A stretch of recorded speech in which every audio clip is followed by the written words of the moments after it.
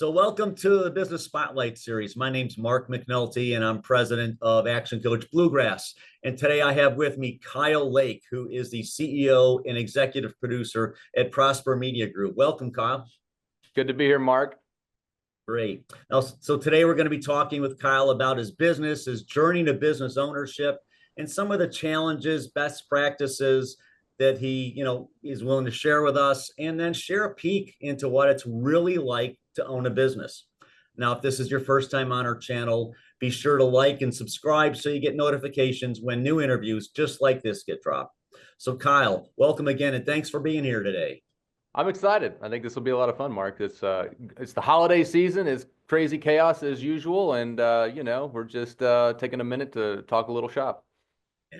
And as you mentioned that before we started, you're on the other side of the interview this time. Absolutely. That's kind of fun. I think we'll see how it goes. I may be better doing the other way, but we'll give it a shot. You can let me know when we're done. So to get us started, so tell our listeners, get a little bit about your background, and then how that turned into Prosper Media Group. So just to keep it brief, I've been doing this now for about 25 years or so, give or take. I guess I kind of got into this like a lot of people do, or at least finding your passion, which was at a young age.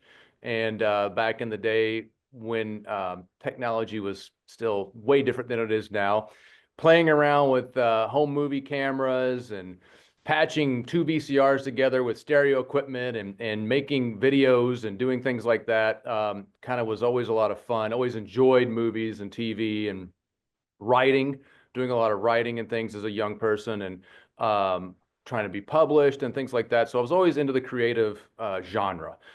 Didn't know, honestly, through high school if that was something I was going to do. In fact, when I left high school and started college, I was pre-med of all things, and did that for about a year and realized I didn't want to go to school that long, and chemistry was not my best friend. So switched over, did a 180, and went into the television and film production kind of studies, I guess. And that was when, I guess a couple of year or two into that is when I started this company. Was in undergrad while I was in at the College of New Jersey.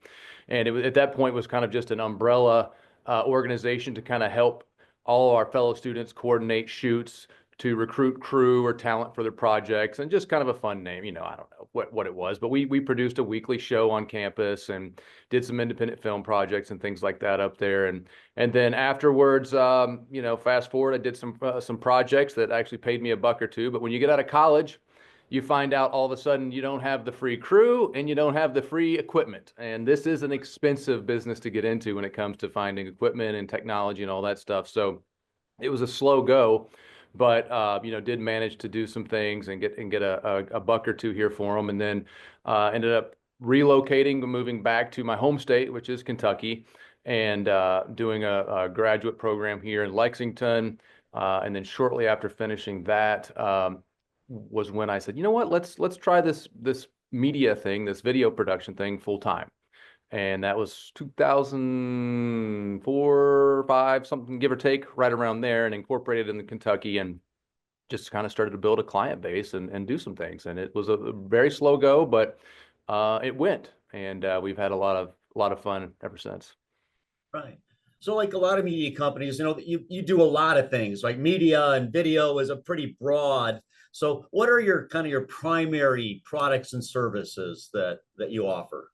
Sure. And of course, starting out, you'll do anything someone will pay you for, but then you eventually learn to hone your skills and find the things that not only that you are good at, but that you enjoy, and you focus on those. And I think for us, we kind of have two different divisions really with what we do. We have a corporate kind of work that we perform, and then we have our television work. The television work is kind of our fun outlet, our creative outlet. It's not something that I would say is a big time paying the bills project, but it's great marketing for us, great exposure, and it also allows our crew and team to kind of have some fun and do some really creative things, and we've received some accolades for those. So that's been fun, and we've done that since 2011 independently, producing content for PBS affiliate KET here in Kentucky, and then distributing around the world now as of this year. So that's one end of it. The other end is the corporate And on that end, it's going to be more of your training videos, your promotional videos, marketing, things like that. And we've run the gauntlet across different types of clients, large and small, local and national, nonprofits, things like that. And just amazing stories that I've had over 20 years here now in Lexington of the different groups we've worked with. And that's been very lucrative. And we've found kind of our niche with being able to provide a very cost-efficient product for our clients that they can utilize, and hopefully what we do is we want to have a long shelf life, be evergreen, but also we save their projects. So if they want to come back and edit something and revisit, they don't have to reinvent the wheel. Trying to keep something going. Our idea is to build a relationship. We want a long-term relationship with the client, and that's kind of where we've gone now is more of those long-term relationships for the work we do. Right. So as technology has evolved, video is coming out. Video and AI are the two things coming out, and they go together, very well or very poorly, depending on your perspective. It can be used or misused. But how have you seen the use of video evolve in the business sphere, particularly? Oh gosh. It really has evolved. I feel like, it's always been there, but it always, at least when I started out, it was, if you wanted to go professional with this, it was always out there. It was like you had to really grasp. The technology was very expensive and it was very big. Literally, it was big. You had big tapes, you had big equipment. In college, we had a camera. And then we had a bag that had the VTR, that you carried around with you. Everything was big and everything was very expensive. I think what I've seen, at least on that end, is that it's a little more accessible now because of the technology. Things are smaller, literally, and as far as the size of the equipment, but also the price tags are a little smaller, and there's more of it out there. It was very tough getting out there because if you didn't have a beta set up and you wanted to go to a TV station with a commercial, you had to go somewhere and convert it if you weren't filming on beta. I have racks of little mini DV digital tapes that we used, and that wasn't even what we started with in college. That was right at the end of college and afterwards. So still tape. And then we switched to the big game changer, in my opinion, was when things really went digital and you started storing on cards, and SD cards. Now they have tiny little cards you can put things on, and we've got 4K and 6K and 8K. So it's drastically changed in the last 10 to 12 years with that happening, and made it a little more accessible for everybody, I think. As far as the client end of things, they appreciate video more. It really is. When I started in this, it was still, there was a need for it. Places would have it, but it was like, oh, it's a commercial, or we're going to do a training video and put it on a tape. Now it's a communication tool. Now it's used for team building. Now it's very much used for training, but it needs to be interactive. It needs to be engaging. We use the term infotainment when we talk about our projects with clients. We want our client process to be fun throughout. People don't want to do video when you talk about the client end because it's a lot of work on the pre-production side. And if you can make the process fun for them, they'll continue to do it because it works. I mean, it definitely works. I think the big hiccup is that, at least on our end, we need you to tell us what you want and we'll produce it. And it's very hard. It's not as fun for them to have to sit down and go through those things. So making that process more fun has been a big factor in how we've been able to be successful with it. Okay. So what's the hidden mystery, or what's the big unknown about Prosper that you wish all the businesses out there knew about you? Oh gosh, secret sauce? I can't tell you. No, I don't know. Honestly, I don't know that there's a super mystery for us. I think for us, one of the things that we've been able to do is really focus in on that relationship with the client. We have clients that been with us for 10 plus years that, or more, that are almost like family. They are our team. We're all a team now. We come in, it's like these are our guys. And that's been a big part of it is developing that relationship and that trust. I think that's been a big factor for us because we are smaller. We're also very nimble. We can flex. We can do things that the big guys can't as far as budget and timing on things, and provide that service. So that's been a big plus for us as well, I would say, throughout the years, especially as of recent. I'd say that that's one of our big things. But that relationship with the client has been something that, you know, when I take on a project with a client and meet with them, especially a new one, or even an existing client that has a new video they want, I ask a few questions up front. And if they can't answer those, then we're not ready to do a video. And one of them is, you know, who's your audience, and and the second one's, how are they going to see it?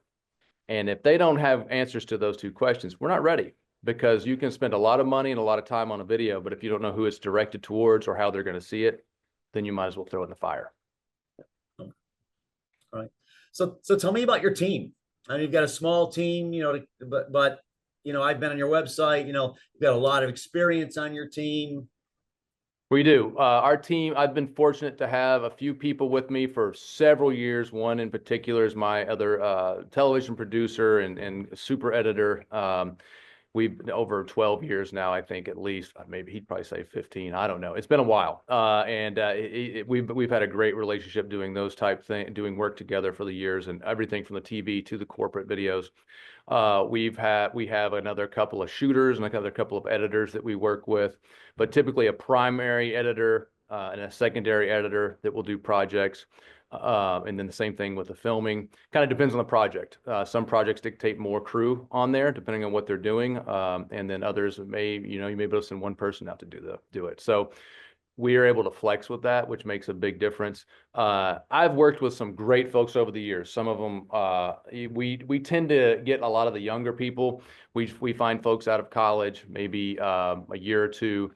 Typically, we try to find between 2 and 5 years after college, just for the experience level. But this is a good spot for them to come in, hone what they've learned, learn about how to put together things on a timeline, you know, a schedule, versus the college format, which is, yeah, you've got one video to do for a semester. You know, now you've got to do that video in 6 days. You know what I mean? So here, it's big difference for that. And that being said, we also do have a pretty good internship program that we've been doing since pretty much the beginning of incorporating here in Kentucky, and bringing in students from the different colleges in the Bluegrass region to hone those skills. And you know, one of the things I tell our interns is that this isn't something you're not gonna run coffee for me. I make good coffee. I can do it. You're gonna do work. You're gonna actually put your hands on real projects and do things with the tutelage of us, our team here. But it's real stuff. And if you don't know how to do the things, if college hasn't taught you how to use the software or the cameras, then this isn't the place for you. That's not what we do. We let you put that to work, put it on your resume, put your name on a TV show, those type things. So it's a competitive internship, but when I look at LinkedIn and find the folks that have interned with us over these last 20 years, it's fun to see where all they've landed. Some of them land with us, some of them go off, some of them stay local, some of them move, but that's been a real fun part of what we do. And we do 2 tracks, a multimedia, a marketing PR track, which kind of deals with social media and all those terrible things that I don't want to deal with. And then also with obviously the video production. Mm-hmm. Okay, awesome. So thinking about your business, you know, when you came out of school and, you know, 2004, you said, you know, I'm just going to start a company that does this. So thinking back then, you know, where you could have been just a contract to other people, right? But I'm going to start a business and do this. What were some of the hurdles or hiccups to starting out? Well, I mean, obviously some of the hurdles are you have to have the equipment to do this work. So being able to procure that smartly, and not get yourself into trouble with spending and things like that. And then the other end of it is obviously procuring clients, you know, finding clients. And I would say that's a bigger issue than probably the equipment. You can find the equipment. There's ways to get stuff and kind of build that up. But you know, you do want to make sure that you've found good clients along the way, and you need, as you grow, you need to find good team members to help do these things. You do. I eventually figured out that all right, I have to find people better at this than me when it comes to editing or shooting. You know, that's how it works, because as an owner, you start to evolve to different things. My role from being an editor and a shooter started to evolve into client management, client acquisition, business development, you know, technology, all those type things, more of the administrative stuff, but a lot of it, the relationships and quality control. So you do need to find those team members that are able to go ahead and do the editing and do the filming and help with those type things. So I'd say that was not a problem initially because it was too small. It was me doing a lot of the things. But I think client acquisition was always something that, you get to this time of the year, it's the end of the year, and you're like, oh, what's the next year going to be like? Who are we going to work with? Who are we going to find to do these things? That was always something that when you're a small business owner, I think people that don't own their own businesses or run things, they don't appreciate that. They don't get it. The folks that go in and they clock in or they're on salary or whatever, they come home and it's done. That part of it, making sure you have the work for the people you've hired to do and that you can do payroll and buy the equipment and do those things, that never leaves. That's always there. Even when things are good, even we've been very fortunate for the last several, always, on an uptick as far as the but making money goes. And but even then, if I have 2 or 3 weeks that gets slow, I start to get antsy, and I've learned as I've gotten older to kind of like, you know what, I'm gonna sit back and I'm gonna chill. I've gotten better at that, but it doesn't take long before I start saying, all right, let's get out the software and start following up with people and find out what's going on, and start continuing to develop that business. So were you the natural born salesman, or did you have to go learn how to sell? No, I hate sales. It's probably there's only one thing I hate more than sales, and that's finding sponsors for the television programming. Which is way worse, because that's like, hey, can you just give us money? We want to do a TV show. Very difficult on that one, although we've been able to do it, but that falls on me to do those things. And, it definitely is something that slows how we're not going to go out and do 20 shows in a season kind of thing, because it's a lot of work. But the sales part of it, is probably one of my least favorite parts. I do enjoy, they call people hunters and farmers. I would say I'm much more of a farmer than I am a hunter. I can hunt, and I can do it, but I'd rather farm. I'd rather develop the relationships. We have been fortunate to be able to be found and contacted. A lot of us, this isn't a cold calling business or something, luckily, where it's just call people and say, hey, can you do this? The sales cycle, at least for a lot of videos that we do, is very long. We want something that's, a fairly decent budget. But it's not that you can just call somebody and they say, oh yeah, you know what? I do need one. Let's get on that tomorrow. I've had projects that have gone over a year before they finally got up and said, hey, let's go ahead and do this. So that it is a long sales cycle. So you do have to make sure that you've got enough folks in queue to kind of make sure that you stay busy. Mm-hmm. So, a few years ago, we had a big event, COVID. Was that how did COVID impact your business? COVID was, like for everyone, I think, was scary. For small businesses, no matter what type of industry you're in, it seemed like it was a very scary thing. It was more scary for some than others. For us, what happened with it was that we did have one of our larger clients that had to, they didn't lay people off, they furloughed folks, and they furloughed the department that we actually worked with. And so we were waiting for that call, and they were one of our big ones. And that was going to be a big hurt for us. And to our I mean, I guess to what our abilities and what they thought of us, they didn't cut us. They cut us down. But instead of, and I was like, wow, you can actually, you may furlough some of your employees, but you're going to keep us on board. That was a big statement to us of our importance. Even though we didn't have anything to do for them, they wanted to keep us going. So that was very a big moment. Kind of gave you that little bit of relief. But we also realized how many clients we worked with that did things like events. When we work with the local minor league baseball team, or high school football rivalries and nonprofits that have things like that. And when all that stuff shuttered, we were like, wow, look at looking at the budgets, like these things are gone, this year anyways. So it was a little bit of panic, that April and May, it was scary. But what happened was all of a sudden video became very important, because everything became virtual. Zoom was not heard of except for when COVID happened. We worked with the local school district here to do virtual videos for their entire graduation of every high school in Fayette County. So that was a big deal, So, and then we had other clients that were doing virtual conferences, and they needed video for all of it. So all of a sudden, we got crazy, by June, July. that year, and it ended up being fine. And not only did we maybe find some new clients, but we ended up being in a great place. In fact, it was a situation where, okay, who's going to do the work? Again, finding finding the people there and the teammates. So, but it was scary. It made things different when you're doing production, wearing masks and things like that.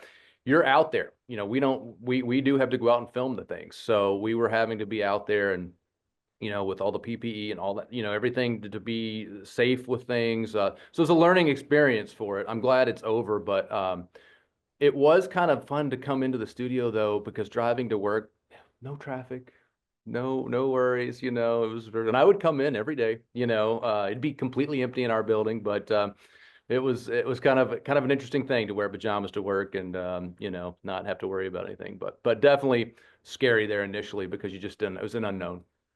Mhm. Good. I'm glad you were able to work through that. You were in the Zoom thing. So, I'm one of the weird people. I've been using Zoom forever. Okay. But yeah, in 2020, all of a sudden there was a crowd. Yep. And I taught a lot of people how to use Zooms because I'd been using it for years in my coaching, as a remote coaching. So yeah, I remember Zoom back when nobody else used it.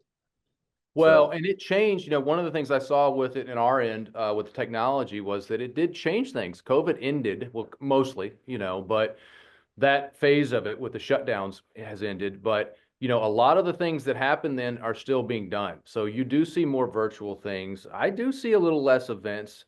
I don't know that it's, psychologically is a great thing that, we've lost the interaction, interpersonal relationships of in-person meetings and events, but that's another story. But we have seen more of it. We have a client right now that's doing their conference not because of COVID, but because they can. They're going to do it virtual this year.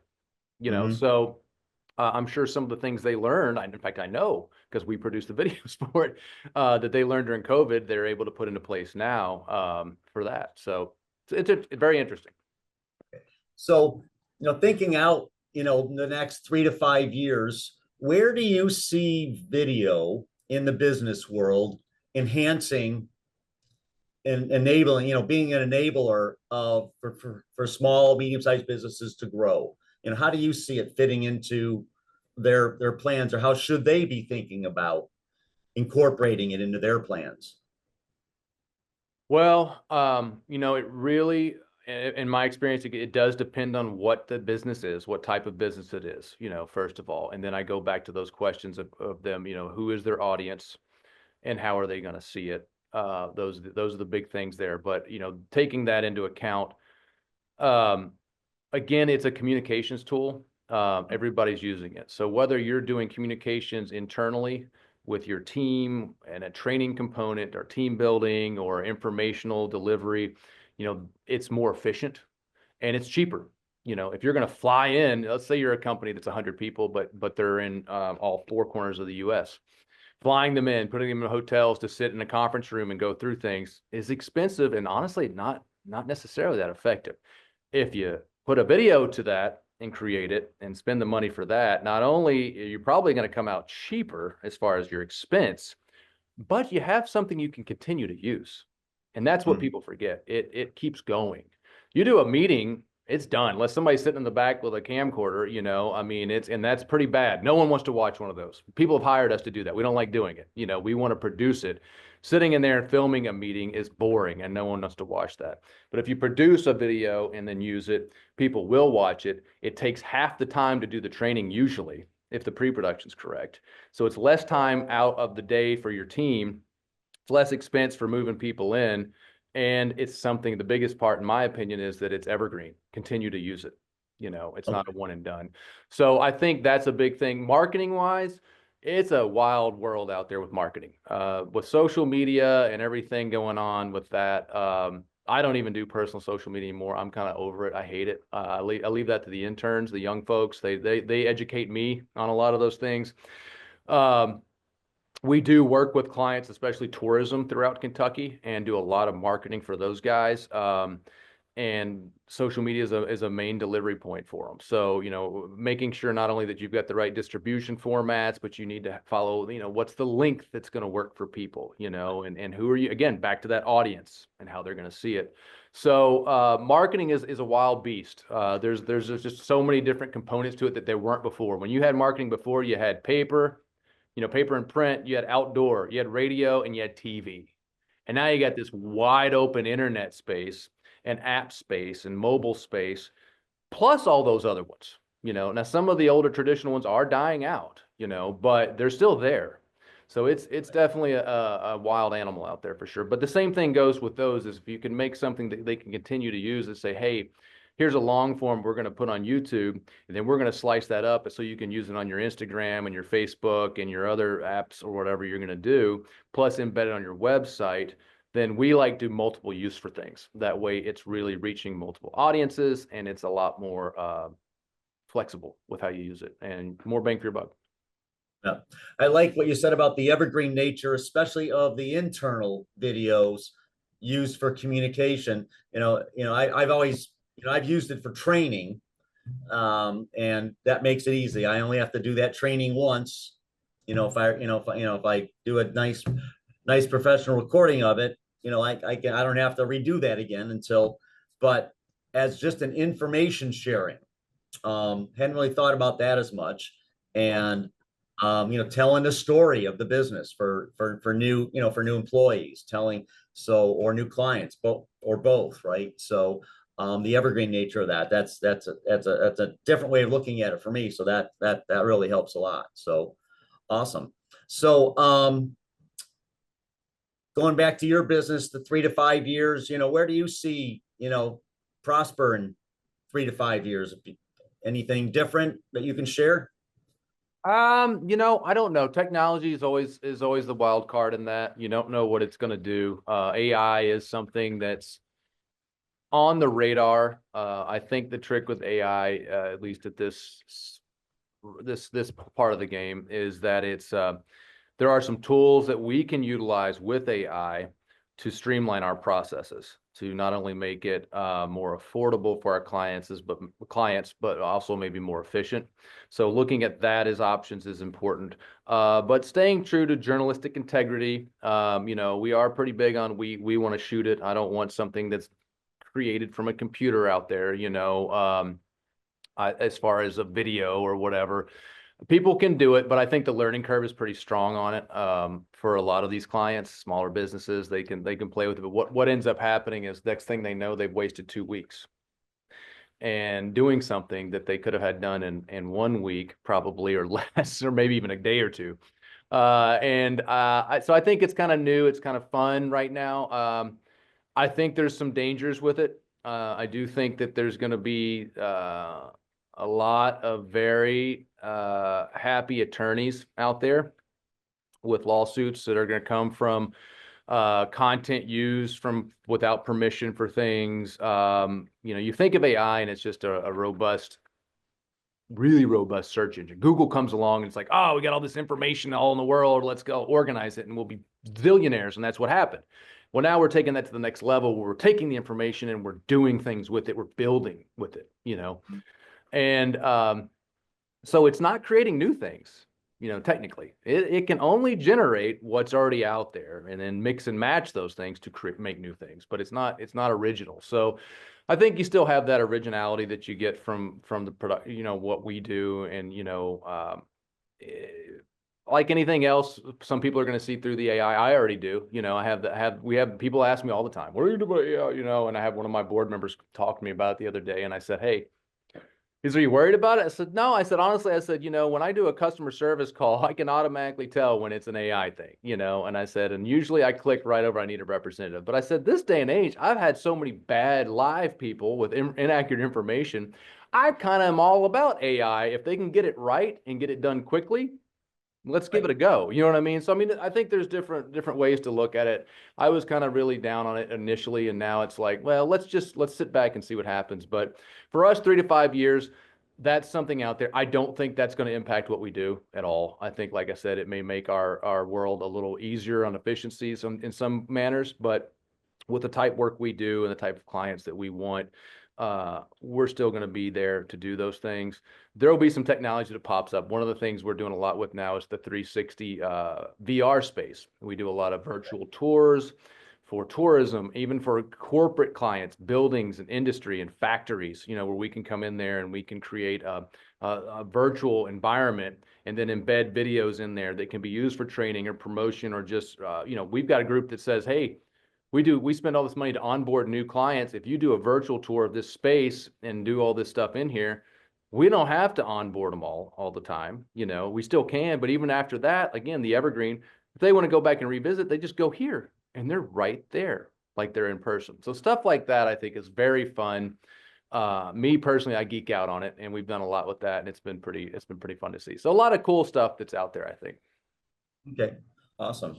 All right, so last few questions here. We've covered a lot of ground, and especially on just the different ways to use video in business and how business owners can, use that as a best practice. So now it's just really your thoughts, and based on your experience for other business owners. So first question. So what has been your key to success? There's always a lot of keys to success, but the first word that would pop into my mind if I had to say something, especially to the younger folks looking at starting businesses, in this world of instant gratification, mine would be persistence. Okay. I think being able to be resilient and persistent and to adapt and flex. You do need to pivot every once in a while with things. You don't have to give up, but you do have to pivot a lot. So, persistence would be the big thing, I would say. Okay, awesome. That's mine as well. That's always the first word out of my mouth is, Yep. if you don't have that, it's going to be tough. So what's one piece of advice you would have for other business owners? One piece, besides being persistent, you could, the opposite of being persistent is know when to give it up. But I think that if you believe in something and you have a passion for it and you're good at it, the advice would be that you don't have to give it up, but you do need to know your market and you need to know who's going to pay for this. Something I always tell the kids that graduate from college, same thing I did, which was, sometimes you got to get a job that's going to pay the bills. It's not what you want to do. I was a treasury agent for 2 years before I did this, before I went to grad school and then started this full time. So I said, you've got to pay the bills, but keep doing what you like, because eventually, if you're good enough at it and you do it well, you'll be paid to do it. And then you can pivot to that and do that full time, which is what I did. So I think that would be the advice: is don't give up on it. Keep working at it. Volunteer. Do it for free. The gentleman that I mentioned who's worked with me for all these years, he came in. He's already finished with college. He wanted to do an internship. I said, well, our internship's for credit. You're already finished with school. He says, I just want to hone my skills. He was working at Walgreens at the time. Okay. And then next thing you know, we had to hire him, and he's been with us ever since. And he's working for, a large broadcast affiliate as well, heading up their creative services too. So, great success story, but I think that's the key, is that, you jump out there in this field, it's very tough to do it. It beats you down. This is an industry too, even if you are doing it well. It was what my TV1 professor told me when I was a kid in college. He says, the burnout's ridiculous. He says, you got to be able to sell your grandmother for a nickel in this industry. Now, he was talking more television, not necessarily corporate video, but the burnout is real. You do deal with a lot of different moving parts. You have to deal with a lot of personalities, both clients and team, and you have to deal with deadlines and budgets, and it wear you down eventually. So take time for yourself too, every once in a while. All right, good. So what's a book you're reading or listening to either now or recently that you would recommend other business owners to? Oh, geez. I got into a little phase where I would read those type books. And I since then I've passed on to that phase. The books I read now are strictly for pleasure, and they're mostly fiction or historical. And I think I'm reading what is it? Ken, I forget his name, the author. He's a whole bunch of series of books. I'm doing one of his now. I read if I had some advice, I just think is fun as far as that may be applicable to doing businesses. I really enjoy some of the historical biographies of different folks, from the founding fathers to, Benjamin Franklin to Daniel Boone. I find that, I just read one on the frontier explorers. you know, we mentioned persistence and resilience and things like that. And I think reading some of these biographies from some of these folks, and it doesn't just have to be American, it can be any, you know, anywhere in the world. Mark Twain was a good one. That that stuff is really gold. And I think you can learn a lot from that. And it's entertaining, at least to me. I'm a little bit of a history junkie, but I think it's entertaining. But there's a lot of great lessons. Best lessons are those you learn from others. Not necessarily the most that don't stick with you always the best.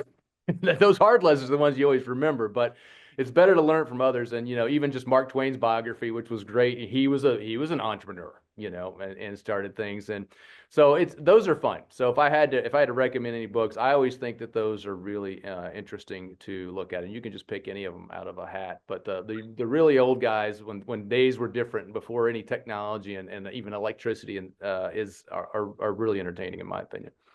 Okay, I like that. That's a good avenue on that. So I like that. So all right. So before I ask you my last question, how do people find you? If I'm good at what I do, they don't. No, I'm good.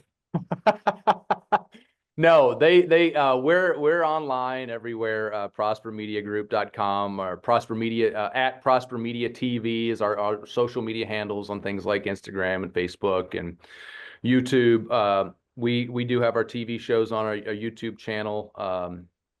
LakewoodKentucky.com is the site for our TV series. I am proud of our TV series Downstream. We're actually tomorrow finishing up production on our 20th episode, which will be a holiday themed episode here in Lexington. But that's a show all about Kentucky's liquids. So if you like bourbons, beers, and wines, or you like to paddle on rivers, lakes, or streams, that's your show. We combine both of those, and it's a fun one. So you can find things there, but you know, just look online. We're around. Otherwise, we're right downtown on Main Street here in Lexington, Kentucky.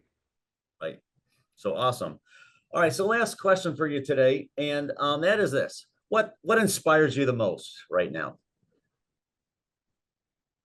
Right now, oh gosh, that's a good question. Let me think. I would say inspiration.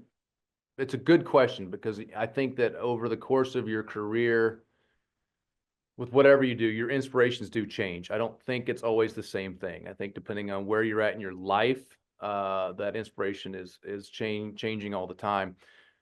I've been very fortunate to be blessed with many accolades and success here doing this thing on a very small level. We're a tiny little operation, but it has been successful and it's been fun. And I think that's the biggest thing I can say is that, you know, when I get up in the morning, there's every once in a while it feels like a job, but a lot of times it doesn't. And that's a big deal. But right now, inspiration wise, you know, I'm a dad now for the first time. I've got one. He'll be first time, probably the only one. I'm too old to have any more of these things, but he'll be 3 in January. And watching him kind of now get to that point where he's talking a lot and asking questions and doing things and really kind of mimicking and looking at what you do, you know, that inspires me. Because you just can't kind of the one. I don't know if he'll want to get into this stuff or not. Who knows? It would be neat, but I don't care if he does or not. You know, I'm not saying he'll run this. I hope if I'm still doing it by the time he's able to run this, then I'm in trouble. You know, but that inspires me. I think, and along those lines, when we do have our student interns come in and I see somebody really stand out and really go that extra distance to learn and learn on their own and be creative and go the extra mile, that's very inspiring. And I guess I can say that now getting a little older. I'm not old by any stretch, but older and maybe a minute or two wiser. Seeing those things has been very rewarding, you know, I would say. So I think that's what inspires me now is to think about, well, what is the next generation going to do? You know, whether they're going to take on this, you know, maybe I hand the keys over to somebody like that down the road, or they start their own business or whatever. And then watching my little Xander grow up and do creative things. I think that all is pretty fun and definitely inspires to keep on trucking. Awesome. Awesome. Well, listeners, this has been Kyle Lake, who's the CEO and executive producer at the Prosper Media Group. He has shared a ton of really good little nuggets throughout the course of this interview. His thoughts on video and uses of that media in your business and your life. So listen to this a couple times and pick out the nuggets that apply to you. Kyle, thank you so much for sharing your time with us today. It's been a lot of fun. I appreciate the questions and just chatting about some things. Yeah, and I love where technology is going. I'm a ex electronics guy who doesn't like new technology because I know what it does behind the curtain, and so I'm always a slow adopter of new technology. But it is really exciting to see where technology is going, and video is really going to be at the forefront of that for the next several years, and probably beyond, as we all figure out how to do that. And I appreciate all the ideas and the wisdom experience you shared with us today. Oh, Mark, it's funny you mentioned that technology. When I was in college and I switched to communications, my part-time job while in college was at Best Buy. And this was 97, 98. Still new. We're Best Buys everywhere. In fact, we were the furthest northeast Best Buy. But I worked in the media department for a while, and I worked in the video department. So things all happen for a reason, I guess. But you got to see a lot of that technology, and it's just it's fun to come full circle on those things. Oh, that's great. Well, thanks again, Kyle. Really appreciate it. And for all the listeners out there, thank you. And we will see you on the next interview. Bye.